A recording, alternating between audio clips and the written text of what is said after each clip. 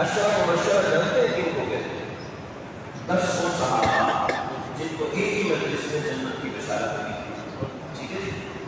اشرف مبشرہ ان صحابہ کو کہتے ہیں۔ ان اشرف مبشرہ کے اندر صرف ایک صحابی غریب ہے، باقی سب امیر ہیں۔ حضرت عبدالرحمن بن عوف جیسا شخص ہے، سیدنا ابوبکر صدیق جیسا شخص ہے جس کی تجارت مدینے سے لے کے شام تک چلا جاتی ہے۔ صرف حضرت علی رضی اللہ عنہ غریب انسان، بقیہ 9 صحابہ سارے امیر ہیں۔ تو ہم یہ سمجھتے شاید ہمارے پاس دنیا، ہم کو دنیا دار ہے، دنیا کے کتے ہیں، ایسا نہیں ہوتا، ایسا نہیں ہے۔ دنیا کا کتا اس شخص کو کہتے ہیں جو حرام کمائے، اس کو دنیا کو کہتے ہیں، اس کو دنیا کا کتا کہتے ہیں۔ اگر مسلمان حلال کما رہا ہے اس کو تو اللہ نے حکم دیا ہے، اللہ کے نبی نے فرمایا ہے کسب الحلال فریضۃ بعد الفریضہ، کسب حلال فرض ہے، روزی کمانا فرض ہے۔ ہم لوگ دفتر میں بیٹھے ہوتے ہیں، میرے ایک دوست ہیں آن لائن کاروبار، ان کا کروڑوں کا کاروبار، تو اپنا نیا دفتر کھولا تو مجھے بلایا کہ جی آپ تھوڑا سا افتتاح کر دو۔ میں نے کہا جی میں نے کیا افتتاح کرنا، بڑے کرتے ہیں، میں تو چھوٹوں کا بھی چھوٹا ہوں۔ انہوں نے کہا نہیں بس تم آ جاؤ۔ میں گیا تو انہوں نے ایک جملہ بولا، کہنے لگے کہ کاش کہ میں یہ دنیا کے اندر پڑ گیا ہوں، دفتر کا افتتاح کرا رہا ہوں، آپ دعا کرو میں مسجد کا افتتاح کروں۔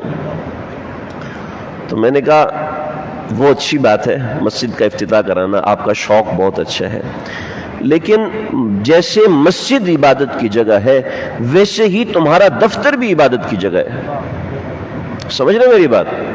ہم لوگ سمجھتے ہیں شاید ہم دکان میں بیٹھیں تو دنیا کا کام کر رہے ہیں۔ بھئی دنیا کمانا اللہ نے حکم دیا یا میں نے آپ کو کہا ہے یا آپ کے ابا جی نے کہا ہے؟ اللہ نے ایک حکم دیا نا، تو اپنی نیتیں صحیح رکھیں۔ ہم اگر بازار میں بیٹھے، جی بازار تو شیطان کی پناہ گاہ، وہ بالکل ٹھیک ہے شیطان کی پناہ گاہ ہے، لیکن اس کا یہ مطلب نہیں ہے کہ بازار میں بیٹھنا گناہ ہے، بازار میں بیٹھنا دنیا داری ہے۔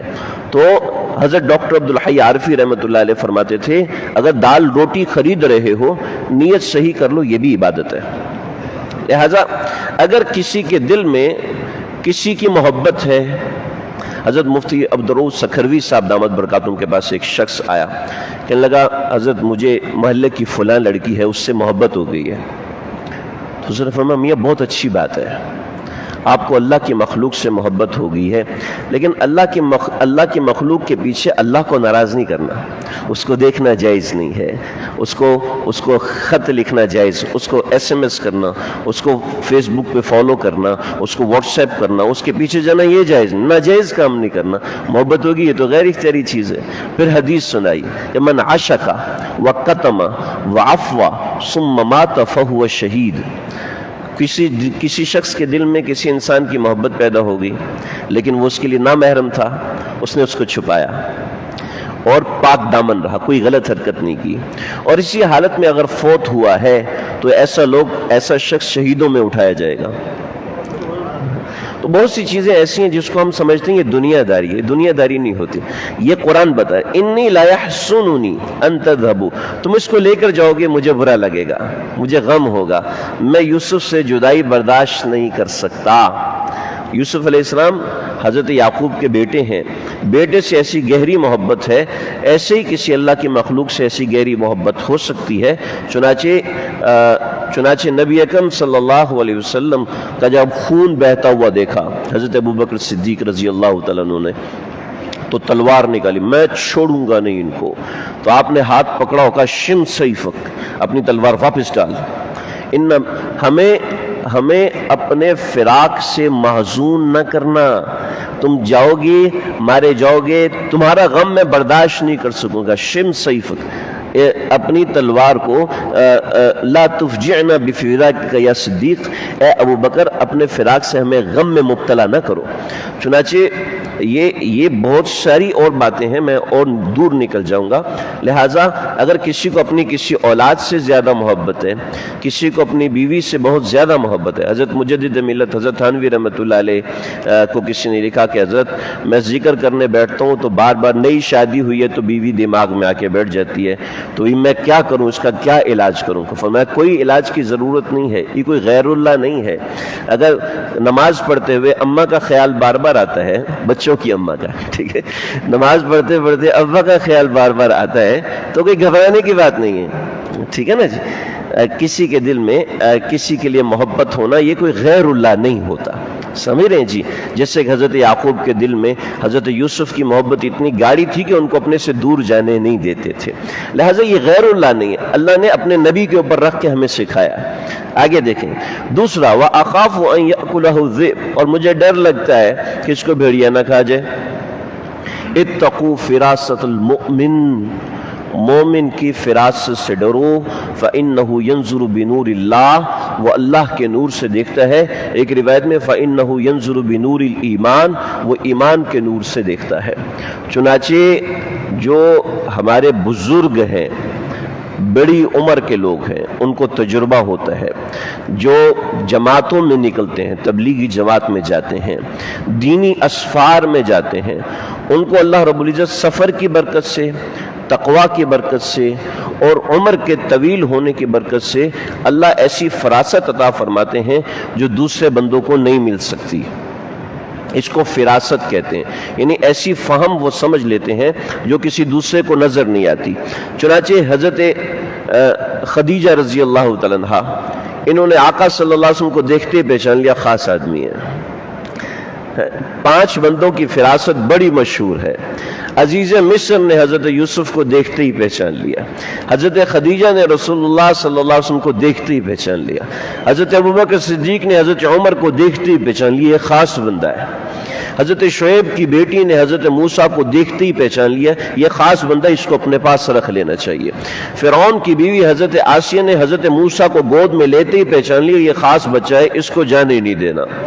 تو ایسے اللہ رب العزت بعض لوگوں کو فراست عطا فرماتا۔ چنانچہ کسی مومن سے نفرت کرنا جائز نہیں ہے، ہو سکتا ہے اللہ نے اس کو وہ فراست عطا کی ہو جو اس شخص کو نہیں دی، ہو سکتا ہے اللہ نے اس کو علم کی وجہ سے فراست دی ہو، آپ کو عمر کی وجہ سے نہ دی ہو سکتا ہے اللہ نے عمر کی وجہ سے اس کو فراست دی ہو جو آپ کو علم کی وجہ سے نہ ملتی ہو۔ لہٰذا کسی انسان کو حقیر سمجھنا جائز نہیں ہے، کسی مسلمان کو حقیر سمجھنا جائز نہیں ہے، بھلے سے وہ داڑھی کٹانے والا ہو، بھلے سے وہ ٹوپی نہ پہنتا ہو، بھلے سے وہ پینٹ شرٹ پہنتا ہو، بھلے سے وہ اچھا لباس نہ پہنتا ہو، اسلامی لباس نہ پہنتا ہو، اس سے نفرت جائز نہیں ہے۔ کہ اتقوا فراست المؤمن، مومن کی فہم سے، گہری فہم سے ڈرو، فإنہ ينظر بنور الایمان، ایمان کے نور سے دیکھتا ہے۔ حضرت یعقوب علیہ السلام اپنے ایمان کے نور سے دیکھ چکے تھے کہ کوئی گڑبڑ ہونے والی ہے۔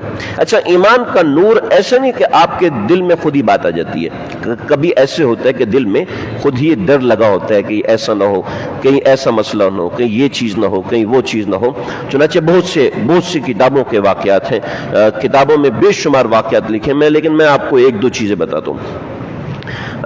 یہ سمجھ لے سن 2001 کی بات ہوگی۔ میرے برادر کبیر مولانا خضر حیات بڑے عالم ہیں، یہ کراچی میں پڑھ رہے تھے، ہم راولپنڈی میں رہتے تھے اس وقت۔ تو ٹیلی فون تو ہوتے نہیں تھے اتنے زیادہ، وہ فون بوتھ اس زمانے میں نئے لگے تھے، لیکن وہ ہر ایک کے ایکسیس میں نہیں ہوتے تھے۔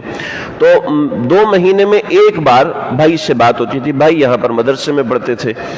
تو والدہ نے دیکھا کہ بھائی کے پاؤں کے اوپر 7 ٹانکے لگے ہوئے ہیں۔ والدہ ابو کے پیچھے لگ گئی، بھائی دیکھو کوئی مسئلہ ہے، مجھے ڈر لگ رہا ہے، کوئی مسئلہ ہے، پتا کرو۔ میں کہا تیرا دماغ خراب ہے؟ عورتوں کا دماغ ہی خراب ہوتا ہے نا، عام طور پہ مرد یہ کہتے ہیں دماغ کا تجھے ہر وقت وہم لگا رہتا ہے، چپ کر بس کر۔ لیکن میں نے خود دیکھا میری والدہ صبح مصلی پہ بیٹھی ہیں اور رونا شروع کیا، عصر تک روتی رہی۔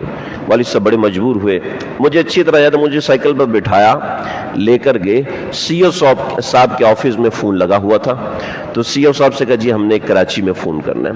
تو وہاں مدرسے میں فون کیا، جی مولانا خضر حافظ خضر صاحب کدھر ہے؟ کہ جی وہ نہیں ہے یہاں پر۔ کبھی کہا وہ سول ہسپتال میں، ان کے پاؤں کا آپریشن ہوا ہے، اس پہ 7 ٹانکے لگے ہیں۔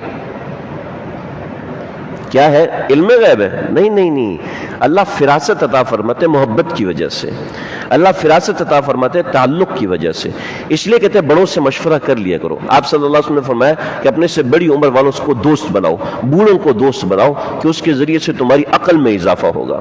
ہم لوگ کس کو دوست بناتے ہیں؟ باہر کے لوگوں، لڑکوں کو، لونڈوں لپاڑوں کو دوست بناتے ہیں، جو آپ کو فلاں آئی ڈی اچھی طریقے سے کھول دیں گے، وہ آپ کو پھر فری فائر کھلوائیں گے، وہ آپ سے یہ کریں گے، وہ آپ کا نفع نقصان نہیں دیکھیں گے، وہ کہیں گے موج مستی کرو، لائف ہے انجوائے کرنے کے لیے، جتنا مرضی انجوائے کرنا ہے کرو۔ نہیں، یہ بات درست نہیں ہے۔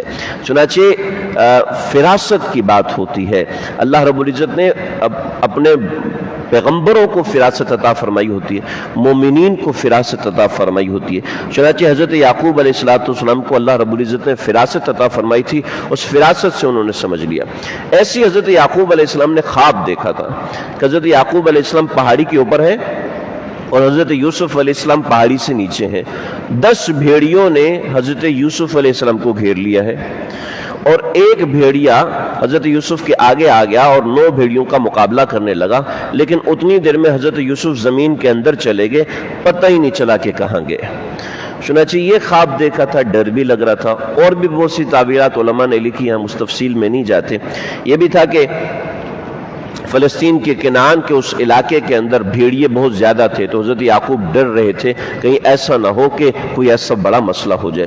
چنانچہ میں آپ خاص طور پہ نوجوانوں سے کہتا ہوں، گھر سے جا رہے ہو، پرچہ دینے جا رہے ہو، انٹرویو دینے جا رہے ہو، اپنی والدہ والد اگر زندہ ہیں ان سے دعا کرا کے جانا۔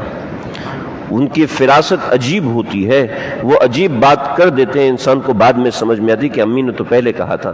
اگرچہ امی پڑھی لکھی نہیں ہے، لیکن اس کے باوجود محبت کی وجہ سے وہ ایسی بات، جس کے والدین نہیں ہیں تو اپنے کسی استاد سے دعا کرائے، اگر استاد نہیں ہے تو شیخ سے دعا کرائے، اگر وہ بھی نہیں ہے تو مسجد کے مؤذن سے دعا کرا لے، اس سے آپ کو وہ فائدے حاصل ہوں گے جو قرآن مجید ہمیں بتا رہا ہے، سمجھا رہا ہے۔ قال لئن اکلہ الذئب ونحن عصبہ انا اذا لخاسرون، کہنے لگے کہ اگر اس کو بیڑیا کھا گیا تو ہم پوری جماعت ہیں، اگر ہم بیڑیے سے نہیں بچا سکے تو ہم تو بالکل گئے گزرے۔ دیکھو 9 بندے تنومند طاقتور، اور وہ اتنے بڑے تھے کہ حضرت یعقوب نے جب مصر بھیجا تو کہا الگ دروازوں سے جانا، ایک دروازے سے نہیں جانا، نظر لگ جائے گی۔ اتنے خوبصورت اور اتنے بڑے ڈیل ڈول کے تھے، کہتے ہیں ایک بندہ 4 بھیڑیوں کا اکیلا مقابلہ کر لے گا، کہتے ہیں ہم پوری جماعت ہیں، ہم بھیڑی کو آنے دیں گے اس کے قریب؟ سوال ہی پیدا نہیں ہوتا۔ بھیڑیا آ گیا۔ مسئلہ یہ بتایا کہ اپنی طاقت کے اوپر کبھی بھروسہ نہیں کرنا، طاقت پوری استعمال کرنا، پھر یہ کہنا کہ اللہ کرے گا انشاءاللہ۔ دوائی پوری استعمال کریں لیکن نظر دوائی پہ نہیں رکھنی، علاج اچھے سے اچھا کرائیں، اچھے سے اچھا ڈاکٹر سے مشورہ کریں، اچھے سے اچھے ڈاکٹر کو دکھائیں، اچھے سے اچھا ٹیسٹ کرائیں، لیکن بھروسہ اللہ پہ رکھیں۔ اپنی طاقت پہ بھروسہ رکھیں گے تو بھیڑیا آئے بغیر گئے، بھیڑیا نہیں آیا لیکن حضرت یوسف گئے۔ تو اپنی طاقت پہ بھروسہ نہیں کرنا۔ قرآن مجید میں اور بھی اس کے شواہد ہیں، میں اس طرف نہیں جاتا، لیکن اتنا سا سبق ملتا ہے کہ اپنی پڑھائی پہ کبھی بھروسہ نہیں کرنا، سمجھ رہے؟ اللہ کی ذات پہ بھروسہ کرنا، اللہ پاس کروائے، اللہ پہلا نمبر دلوائے گا، اللہ جو ہے وہ امتیازی نمبر دلوائے گا۔ لیکن اپنی پڑھائی پہ بھروسہ کیا اور پہلا نمبر آ گیا، تکبر آ جائے گا مزاج میں، اپنی عقل پہ بھروسہ کرنا آ جائے گا۔ مسلمان اور کافر میں کیا فرق رہ جائے گا؟ مسلمان جو ہے، مسلمان صرف اپنی پڑھائی پہ بھروسہ نہیں کرتا، اللہ کی ذات پہ بھروسہ کرتا ہے۔ مسلمان صرف ٹیکنالوجی پہ بھروسہ نہیں کرتا، اللہ کی ذات پہ بھروسہ کرتا ہے۔ لہٰذا اللہ کی ذات پہ بھروسہ ہو، اس کے ساتھ پورے اسباب اختیار کریں۔ صحابی رسول صلی اللہ علیہ وسلم آپ کی خدمت میں حاضر ہوئے، یا رسول اللہ میں جنگل میں جاتا ہوں، کیا کروں؟ وہاں میں اونٹ چھوڑ دیتا ہوں، نماز پڑھوں؟ آپ نے فرمایا غلط کرتے ہو، آکلو و توکلو، پہلے اونٹ کو باندھو، اس کے بعد اللہ پہ بھروسہ کرو۔ یہ بے وقوفی ہے کہ تالا لگائے بغیر بھروسہ کر لینا۔ پہلے اپنی گاڑی کو لاک کریں پھر اللہ پہ بھروسہ کریں۔ پھر گاڑی کا لاک تو دوستوں کے لیے ہوتا ہے، چوروں کے لیے تو نہیں ہوتا، چور تو جب چاہے لے جائیں۔ فلما ذهبوا به واجمعوا، جب سب حضرت یوسف علیہ السلام کو لے کے چلے، یہ واقعہ سنا کے میں بات مکمل کرتا ہوں۔ حضرت یوسف علیہ السلام کو لے کر چلے، تورات میں یہ لکھا ہے तौरात में ये लिखा है कि हज़रत याकूब अलैहिस्सलाम ने खुद हज़रत यूसुफ को भेजा था। अल्लाह ने बता दिया तौरात में गलत लिखा है। ये लोग याकूब अलैहिस्सलाम के पास आए थे और मिन्नतें की थी, मिन्नतें करने के बाद लेके गए। फिर उसके बाद ये सब जब लेके चले तो इन्होंने हज़रत यूसुफ अलैहिस्सलाम को लेकर गए। हज़रत यूसुफ अपनी मर्जी से नहीं गए थे, तौरात में लिखा है हज़रत यूसुफ अपनी मर्जी से गए थे। तो ये यहूदियों ने तौरात में तब्दीली की है, अल्लाह ने कुरान में तस्हीह कर दी। फलम्मा ज़हबू बिही, वो हज़रत यूसुफ को साथ लेके चले। हज़रत यूसुफ उनके आगे आगे नहीं गए, साथ लेकर चले। जो तौरात में लिखा है इसका मतलब है ये तहरीफ है यहूदियों की। व अजमाऊ, और सारे इस बात पे जमा हो गए कि यजअलूहु फी गयाबतिल जुब, कि इसको हमने कुएं में डालना है। हालांकि जो यहूदा था, बाज़ रिवायत के मुताबिक रोबील था, वो सामने आ गया। क्या किस्सा हुआ? किस्सा ये हुआ कि हज़रत यूसुफ अलैहिस्सलाम को लेकर गए। जब हज़रत याकूब की नज़रों से ओझल हुए तो उठा के नीचे फेंका और हज़रत यूसुफ अलैहिस्सलाम की कमीज़ उतारी तो हज़रत यूसुफ अलैहिस्सलाम 7 साल के थे, छोटा कद था, और दूसरे बड़े भाइयों का सबका बड़ा कद था, बड़े ऊंचे डील डोल के थे। तो हज़रत यूसुफ अलैहिस्सलाम ने सबका दामन पकड़ा, भाई ये क्या कर रहे हो मेरे साथ, भाई मुझे ना मारो। वो हज़रत यूसुफ को थप्पड़ मारते, कोई मुक्का मारता, कोई गिराता, चेहरे पे जख्म आए, कहा भाई मुझे ना मारो। हर एक का दामन पकड़ा, लेकिन किसी ने भी हज़रत यूसुफ की लाज नहीं रखी। तो ये समझ में आया कि जब गुनाह सर पे सवार होता है तो अपने भाई पर भी इंसान को तरस नहीं आता। जब गुस्सा सर पे सवार होता है तो बीवी का जो मेरे से रिश्ता है वो याद नहीं आएगा, बेटे का जो मुझसे रिश्ता है वो याद नहीं आता। जब दिमाग पे शहवत सवार होती है तो इंसान को अल्लाह का नाम याद नहीं रहता। इसलिए ये भाइयों ने वादा किया था, वो वादा भी भूल गए और अपने भाई का ताल्लुक भी भूल गए, अपने भाई की सिफात भी भूल गए, वो सब चीज़ें भूल गए और भाई को मारना शुरू किया। फिर हज़रत यूसुफ को रस्सी से बांधा, डोल के ऊपर बांधा और कुएं में लटकाया। तो हज़रत यूसुफ अलैहिस्सलाम ने कुएं की मुंडेर पकड़ ली।